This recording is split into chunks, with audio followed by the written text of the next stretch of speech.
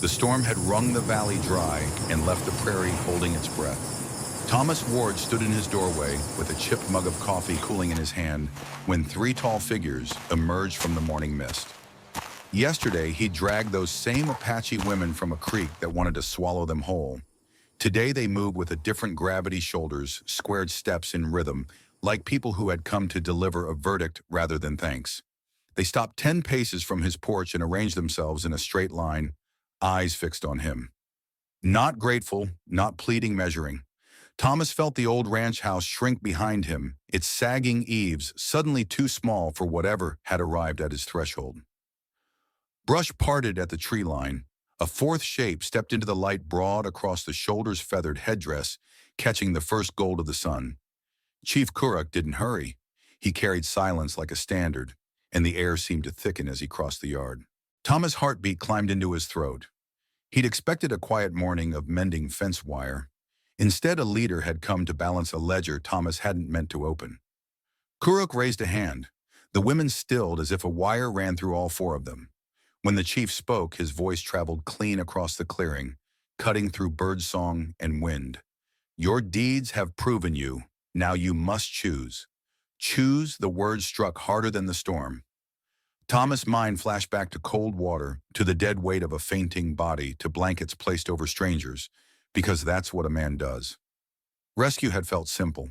This felt like stepping onto a trail without knowing where it ended. Kuruk's eyes never left him. Our law is older than this grass, he said, calm as a judge. A man who saves an unmarried woman shows himself worthy to be considered as husband. You saved three. The world tilted. This wasn't gratitude. It was obligation carved into tradition. In the quiet between heartbeats, Thomas understood yesterday's kindness had woken an ancient law. And on this plain with three steady gazes upon him, mercy had a price. The prairie had always felt endless to Thomas Ward, a lonely ocean of grass stretching in every direction. His ranch sat in the middle of it like a forgotten raft, fences leaning as if tired of standing cattle thin and scattered across dry ground.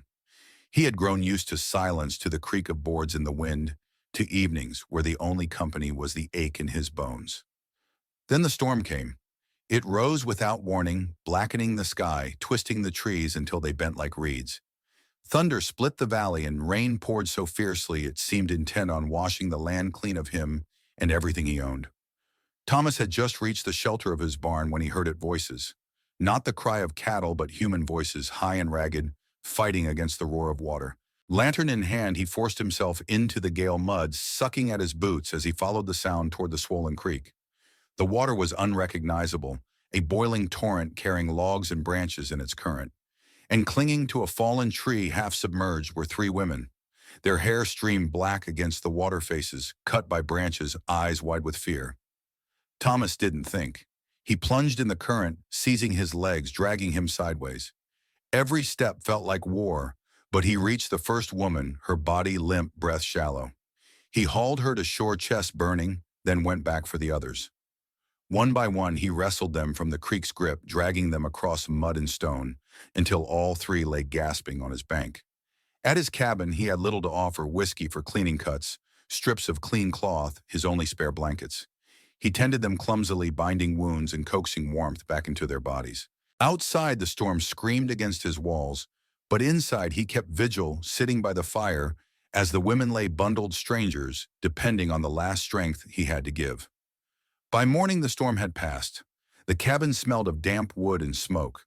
But when Thomas stirred awake in his chair, the women were gone. The blankets were folded neatly, the room tidied, as if they had never been there at all. Only dark, damp patches on the floor remained proof that it had not been a dream. Now standing in his yard with Chief Kuruk's command hanging in the air, Thomas understood.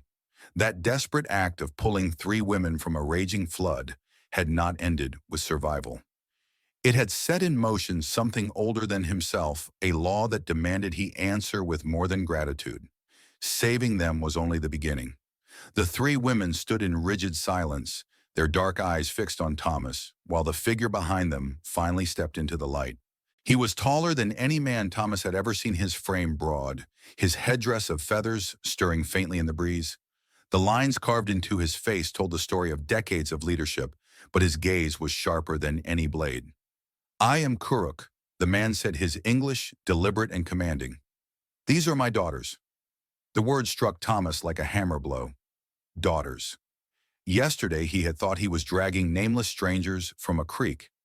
Now he realized he had rescued the bloodline of a chief woman who carried not only their own lives but the honor of their entire people. No wonder they had vanished without a word. No wonder their return carried such weight. Kuruk lifted his hand to silence Thomas's fumbling apology. "You acted with honor when you could have turned away. You shared your shelter when you had little to give. You asked for nothing in return." Thomas felt heat rise in his cheeks. He had not thought of it as honor, just instinct, the simple refusal to let 3 lives be swallowed by a storm. Yet the chief spoke as if the act meant more than Thomas could fathom. "In our tradition," Kuruk continued, his voice deepening, "when a man saves the life of an unmarried woman, he proves himself worthy to be considered her husband. You saved 3 lives." The ground seemed to tilt beneath Thomas's boots.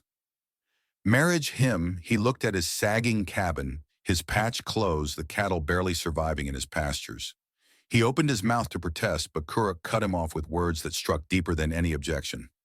"Wealth is not only in cattle or gold. A man who risks his life for strangers shows greater riches than one who hoards what he has." At that, the first woman stepped forward, taller than Thomas, expected her presence almost regal, despite the bruises still fading on her skin. "I am Ayana," she said, her voice low and steady. "You gave me life when I was drowning." The second followed, lifting her chin with quiet dignity. "I am Casina. You carried me when I could not walk." And finally the third, her features gentler, her eyes luminous in the morning light. "I am Clara. You gave me warmth when I was cold." Their words were not casual gratitude. Each syllable felt rehearsed, ceremonial, part of a ritual older than Thomas could comprehend. Kuruk's gaze bore into him. "Choose," he commanded simply. "One will become your wife, and in doing so, you will bind our peoples in alliance. This is our way." Thomas's mouth went dry. Yesterday he had been a poor rancher, dragging strangers from a flood. Today he was being asked to step into a law that carried the weight of generations. The decision would not just alter his life, it would alter the balance between 2 worlds. Kuruk's command lingered in the air like a drumbeat that refused to fade. Then, after a silence heavy enough to make Thomas's chest ache, the chief finally relented. "The sun will set once before you must decide," he said. "Use this time wisely." Thomas exhaled slowly, his heart hammering. One day, by the next sunset, he would have to choose one of the 3 daughters of Chief Kuruk. The decision pressed on him like a weight far heavier than any he had carried in years of ranching. Almost as if guided by some unspoken choreography, the 3 women began to move. Ayana drifted toward his withered vegetable garden, where rows of tomato plants clung stubbornly to the dry earth. Casina walked with steady steps toward his corral, where his 2 surviving horses shifted restlessly inside the leaning fence. Clara, her movements fluid and assured, went to the old well near his cabin and began to test the rope and bucket with her strong hands. Thomas watched them, bewildered. They weren't idle wanderers. Each had chosen a specific place on his land, as though they were examining the foundations of his life itself: soil, livestock, water. The 3 pillars of survival on any ranch. Ayana knelt, running her fingers through the parched dirt. When she looked up, her gaze was unreadable. "This earth thirsts for knowledge as much as water," she said. The words felt like a riddle pointing beyond farming toward the man who worked it. From the corral, Casina's clear voice rang out. "These horses know hardship, but they have not forgotten trust." Her words struck deeper than the observation itself were. They about the animals or about the man who had tended them, even in lean years? At the well, Clara pulled up a bucket of water, holding it for a moment before letting it splash back. She spoke softly, but the meaning carried. "Some things run deeper than what shows on the surface." Thomas stood rooted in place. Each statement pierced him as though they had looked past his ragged clothes and sagging fences into something raw and unguarded. Kuruk remained by the cabin, arms folded, eyes watchful. He spoke not as an accuser, but as a judge probing the heart of a man. "You doubt yourself," he said. It was not a question. Thomas swallowed hard, gesturing helplessly toward his rundown ranch. "Look at them," he said. Strong, intelligent, proud. And then look at me. I'm nobody special. My fences are falling. My herd is thin. I have nothing to offer women like your daughters. Kuruk's eyes narrowed, his tone, measured but unyielding. What do you see when you look at them? Thomas hesitated, then answered honestly. Strength, intelligence, beauty, everything a man could hope for. And what do you think they see when they look at you? The question struck like a blow to the chest. Thomas had never considered it. His gaze faltered, but Kuruk pressed on, his voice steady as the prairie wind. Yesterday they were drowning. Today they are alive because of you. You left the safety of your cabin to wade into a storm-swollen creek for strangers. You gave your only blankets to people you did not know. You asked for nothing in return. That's just what anyone would do, Thomas muttered, though even as he said it, the words felt weak. Kuruk's weathered face creased into something almost like a smile. Is it? The simple question hung in the dusk, like a brand burning away the excuses Thomas had wrapped around his self-doubt. He realized slowly, painfully, that he had been measuring his worth by cattle counts and broken fences, standards of survival, not of soul. These women and their father saw something else, a man whose actions spoke when his words faltered. For the first time, Thomas felt the ground shift, not with fear, but with the faint, stirring possibility that he had been looking at himself the wrong way all along. By the time the shadows stretched long across Thomas's ranch, something had shifted. The three women returned from their quiet explorations, but they no longer came empty-handed. Each carried a piece of his life, reshaped in subtle but telling ways. Ayana stepped forward first, opening her hands to reveal a small clutch of seeds, beans, and squash salvaged from his struggling garden. Life still lingers here, she said. It waits for guidance. Casina followed, leading his weary mare by a rope. Yet the horse walked with a confidence Thomas hadn't seen in months. The animal's ears flicked forward, its head held higher. Your horses remember trust, she said, voice steady. They only needed someone to remind them. Finally, Clara appeared, cradling a wooden bucket filled not with water, but with tools, chisels, hammers, implements his father had once used. Cleaned, oiled, and neatly arranged, they looked ready for use, rather than relics of decay. Foundations matter, she said simply. A home stands or falls by how it is cared for. Thomas blinked at the tableau, overwhelmed. These were not tokens of gratitude. They were evidence. Proof that his land, his stock, his heritage, still held promise if nurtured by the right hands. Ayana's voice broke the silence. The choice our father demands is not yours alone. Casina stepped in smoothly. We must also choose. Clara added, her tone both firm and kind. A husband is not taken by tradition alone. He must be wanted. Thomas felt his throat tighten. For so long he had seen himself as the one judged, the one measured.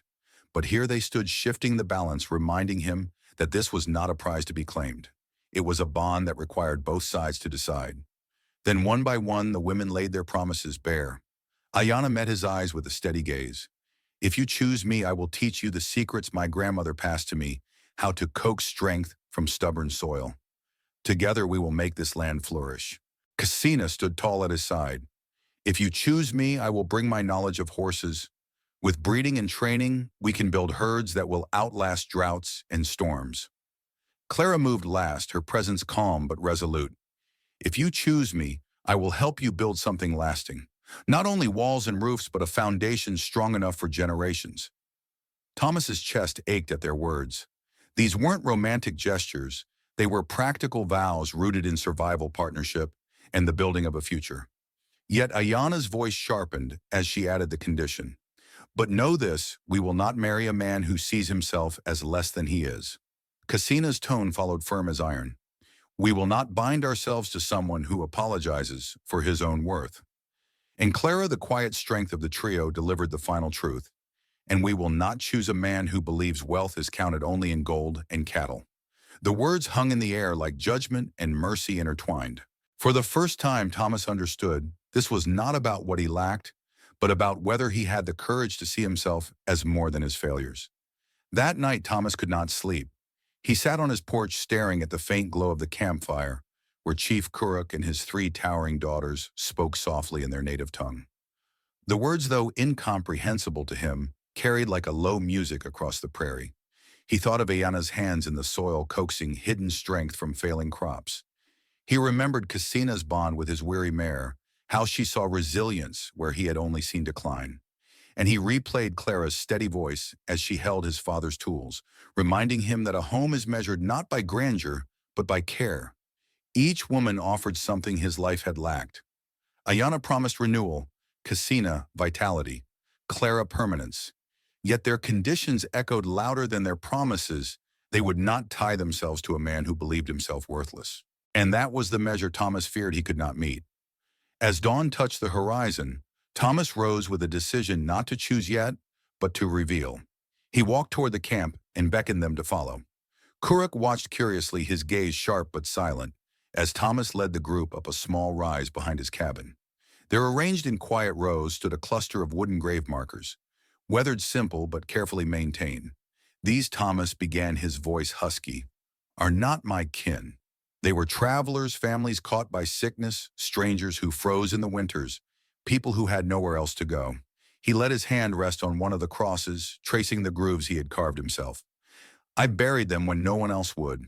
And for 8 years I've tended their graves, not because anyone asked me to, not because there was reward, because the dead deserve dignity. Ayana knelt beside one marker, her fingers brushing over its inscription. You gave them honor when they could no longer ask for it, she whispered. Thomas swallowed hard. When I found your daughters in that flood, I didn't think about worthiness or whether I had the strength or the means. I just knew they needed help, like these people needed a proper resting place. I couldn't save the baby girl who lived and died in a single night, he said, pointing to a tiny marker carved with trembling hands. But I could make sure she wasn't forgotten. Casina's expression softened, her eyes searching his face. Most men measure their worth in herds or in gold, she said. You measure it in how you honor even the powerless. Clara stood slowly, her gaze steady on Thomas. You understand the difference between surviving and living with purpose. That is not the thinking of a poor man, it is the heart of a strong one. For a long moment silence hung between them, broken only by the whisper of the wind through the prairie grass. Then Chief Kuruk stepped forward. His weathered features remained stern, but his voice carried something, new approval. Now you begin to understand your own value, he said, laying a heavy hand on Thomas's shoulder. Not because of what you own, but because of what you give, without expecting return. For the first time since this strange trial began, Thomas felt something inside him loosen. It was not confidence in the shallow sense, but a steadier, quieter truth. He was not defined by his barren fields or patched clothes. He was a man who had stood up when needed, who had carried strangers through storms, who had laid the forgotten to rest. The women looked at him differently now, not as a reluctant candidate bound by tribal law, but as a man who had begun to see his own worth. And for Thomas, that shift was the beginning of something greater than choice. It was the rediscovery of himself. The test was set, though it did not come in the form Thomas had expected. Chief Kuruk had not demanded a swift decision, nor did his daughters accept the idea that they were prizes to be chosen by custom alone. Instead, the responsibility shifted into something deeper, a trial of compatibility. If Thomas was to build a life with any of them, it would be proved not in words but in work over the course of 3 days. Each daughter would walk beside him, each would share her skills, her philosophy, and her way of shaping the world.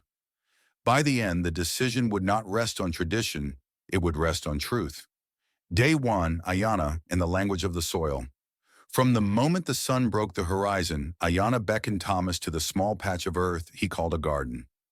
The rows were crooked, the tomato plants, stunted beans, clinging weakly to brittle vines. Thomas felt shame stir in him as he looked at the struggling plot. This is no garden, he muttered, just proof that I am no farmer. Ayana knelt in the dirt, her tall frame folding gracefully as her hands sank into the soil. She did not scold him, nor did she dismiss the effort. Instead, she pulled one of the smallest tomatoes from the vine and handed it to him. Taste it, she said simply. Thomas bit into the fruit, expecting sourness or rot. Instead, a burst of concentrated flavor filled his mouth, intense, sharp, richer than any tomato he had bought from the storehouse in town. His brow furrowed. But they're small. Weak. Ayana shook her head. Not weak. Stronger than most. When soil is poor and water is scarce, plants learn to pour their energy inward. They grow small, but every bite is alive. The land teaches resilience if you know how to listen. She guided him through the rows, pointing out signs he had overlooked, leaves curled in thirst soil, crying for rotation patches where companion plants could thrive together. A farmer's wealth is not in the richness of his land, but in his ability to work with what he has, she explained. Wealth makes farming easier, yes, but it does not make a better farmer. As they planted new seeds side by side, Ayana shared stories of her grandmother who had taught her to read the earth like a book. She spoke of fields in the desert that yielded crops through careful partnership between plants. She showed him how to grind ash into the soil for strength, how to place stones to capture morning dew, how to see possibility where he had seen only barrenness. By evening, Thomas's hands were dark with soil, but his spirit felt unexpectedly light. Ayana's words had planted more than seeds. They had planted a realization that his struggles had not been failures, but lessons. He was not a man cursed by poor land. He was a man tested by it, refined by hardship, like the small but potent tomato in his palm. As they rested, Ayana studied him with steady eyes. "You think like a farmer already," she said quietly, "but you must learn to believe that your fight with the soil is not wasted effort. It has made you strong in ways men with richer fields will never understand." That night, Thomas lay awake, her words echoing in him. For the first time in years, he did not dream of abundance he could not reach. He dreamed of coaxing life from what he had. Day 2, Casina and the spirit of the horse. At dawn, Casina was waiting at the corral, her tall silhouette already at work, mending the leaning fence posts. Thomas approached with wary pride, glancing at his 2 surviving horses, an aging gelding with a cloudy eye, and a mare whose ribs showed too clearly. He braced for criticism. Instead, Casina stroked the mare's neck with quiet reverence. "She has known hardship," she observed, "but not betrayal. She still trusts." Thomas blinked at her words. "I've tried to keep them fed, though sometimes there wasn't enough for myself." "That is why they trust you," Casina said simply. Then she turned her keen gaze toward him. "A horse teaches us more about ourselves than we teach it. Impatient men break spirits. Proud men chase beauty. Wise men listen." She showed him how to read the horse's ears, and breathing how to move with calm assurance instead of force. She adjusted the mare's gait, teaching Thomas to feel where strength could be rebuilt in the animal's legs. Together they cleaned hooves, trimmed manes, and strengthened the corral's weak gait. As they worked, Casina spoke of breeding not for vanity, but for balance. Many men choose stallions for flash, for the way they look when galloping past their neighbors. But true horsemen choose for endurance, temperament, and partnership. Vanity fills corrals with animals that starve in winter. Wisdom builds herds that survive. Thomas found himself listening more intently than he ever had in town lectures or market deals. Casina never made him feel ignorant. She took what little he knew and added to it, layering understanding like reins in steady hands. By midday, he felt the mare's trust deepen as she responded with renewed confidence. Casina leaned against the corral rail, her dark eyes thoughtful. "You give work that matches their nature," she said. "You have not broken them to prove your strength. That speaks louder than any herd you might own." For Thomas, it was as if she had spoken directly into the doubt he had carried all his life. He had always measured himself against neighbors with bigger herds, forgetting that his few animals had survived because of care, not wealth. That evening, as the horses grazed with heads high, Thomas realized Casina had given him more than skill, she had given him a new way to see himself. Day 3, Clara and the Foundations. That last on the 3rd morning, Clara led Thomas to the cabin itself. She did not waste words on flattery or critique. Instead, she ran her hand along the beams, her touch tracing the marks of tools long gone. "Your father built this," she said firmly. "I see it in the foundation stones. He built to stay, not just to survive. And you have honored that." Her words cut through him, sharper than praise. He had always thought of the cabin as proof of his poverty, patch-repaired plain. But Clara saw permanence. She saw intent. Together they walked the property, inspecting weak spots in the barn, loose stones around the well, the sagging roofline. Clara showed him how to brace a beam with angled supports, how to choose wood that aged with strength rather than weakness, how to layer stone against the wind's bite. But as with her sisters, the lessons were not merely practical. Clara spoke of philosophy. "A house is not just shelter," she said, driving a nail with steady precision. "It is a statement about what you believe will endure. Your father believed in permanence, and so do you, though you've forgotten it beneath your doubts. As they reinforced a wall together, Thomas felt a surprising peace wash over him. He had spent so long thinking of himself as a caretaker of ruins, but Clara reframed him as a builder of foundations. Not a man clinging to scraps, but a man preparing ground for something lasting. When the work was done, Clara stood back, her expression softening. "What you maintain is not small," she said. "It is the groundwork of generations. With care, even the simplest cabin becomes a legacy." Thomas looked at her, then not just at her towering frame and quiet strength, but at the way she saw him, truly saw him. And for the first time, he began to wonder if perhaps permanence and partnership could be forged together. The weight of choice. 3 days had passed. Each sister had shared not only her skills but her soul. Ayana taught him that struggle could create strength. Cassina reminded him that trust outlives vanity. Clara showed him that maintaining was not weakness, but the seed of legacy. As Thomas sat by the fire that final evening, he realized something extraordinary. The test had never been about proving whether he was worthy to marry one of them. It had been about whether he could recognize his own worth. Kuruk's words returned to him. "My daughters are not prizes to be won. They are partners to be deserved. The question is not whether you are worthy of them, but whether you understand your own value." And for the first time, Thomas felt he did. The fire burned low in the hearth, casting flickering shadows across the cabin walls.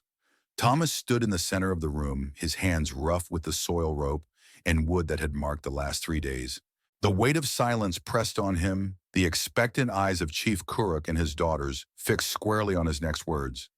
Yet for the first time since this ordeal had begun, Thomas did not feel crushed by expectation. He felt steadied by clarity. He cleared his throat, his voice carrying the gravity of someone who had wrestled with himself, and finally emerged. "Each of you has shown me something I never truly understood about my own life." He began, his gaze shifting to each woman in turn. "To you, Ayana," he said softly, "I owe the lesson of the earth itself. You taught me that poor soil does not mean poor harvest. It means learning patience and respect. Struggle is not failure, it is education." He turned to Katsina, who stood tall by the door, her hands still bearing the faint scent of horse and leather. "From you I learned that consistency matters more than force. A horse's trust cannot be bought and it cannot be stolen. It is earned through steady care day after day. You showed me that I am not weak because I refused to break their spirit. I am strong because I honored it." Finally, his eyes rested on Clara, who watched him with a calm that steadied his soul. "And from you I learned that maintaining is not settling. A cabin patched and kept is not a monument to poverty, but a foundation for what can last. You made me see that what I thought was survival was actually preparation for something greater, for something permanent." Thomas let the words linger, then stepped back, lifting his chin, as though speaking not only to them, but to the tradition that had brought them here. "But I cannot make a choice simply because custom demands it. Marriage is not a prize, not a duty, not a reward for a good deed. It is a bond that must be chosen by both hearts freely with respect." Kuruk's eyes narrowed, but there was no anger in them, only interest, as if measuring the truth of the man before him. The three women stood still, but Thomas saw a flicker in their faces, surprise, perhaps even relief. "If I choose Thomas," continued, "it must be for love, and she must choose me in the same way. Without that, there is no honor in the union, no matter what the law of men or tradition of tribes might say." Silence filled the cabin heavier than any storm, and in that silence, Thomas's declaration stood as both defiance and devotion, not to tradition, but to the simple truth that respect and freedom were the only soil in which love could grow. The fire crackled as the silence stretched, each heartbeat sounding louder than the last. Thomas had spoken his truth. Marriage could not be a duty, only a choice made freely by two hearts. Now the air seemed to hold its breath, waiting for the daughters of Chief Kuruk to answer. Ayana was the first to step forward. Her tall frame carried the quiet strength of the earth she loved. She looked at Thomas with steady eyes and said, "I choose to remain here not as your wife, but as your partner in the fields. Together we can coax life from this soil and make it flourish. Marriage should be more than compatibility. It must be love. Until then, let me stand with you and work." Thomas felt both respect and relief at her words. She had honored his heart while offering her skills, her choice rooted in practicality and dignity. Cassina followed her hand, brushing the mane of the horses she had tended earlier. Her voice was calm but resolute. I will also remain but as your friend and advisor. My heart already belongs to a warrior of my people who waits for me. Yet I see worth in what you build, and I will lend my knowledge of horses so that your herds may grow strong. Finally, Clara stepped closer. Her gaze held warmth that seemed to reach past the walls of the cabin and into Thomas's weary soul. And I choose differently than my sisters. I choose to stay as your wife if you will have me. Because in these days I have seen not just a good man, but the man I could love. Thomas's answer came without hesitation, and I choose you. 6 months later, the ranch no longer looked like the forgotten outpost it once was. Under Ayana's careful hands, the fields had turned fertile rows of corn and beans, pushing through the once barren soil green with promise. Cassina's knowledge had reshaped the corral. Foals kicked playfully in the dust, proof that a stronger herd was already being born. And Clara's touch was everywhere. The cabin walls reinforced the barn roof. Sturdy, the homestead, no longer fragile but built to endure. Yet the land was not the only thing transformed. Thomas, once the poor rancher who saw himself as unworthy, now carried himself with a steadiness that came not from wealth but from character. He had learned that true riches lay in commitment, integrity, and the courage to act when others would turn away. His ranch had grown, but more importantly so had the man who called it home.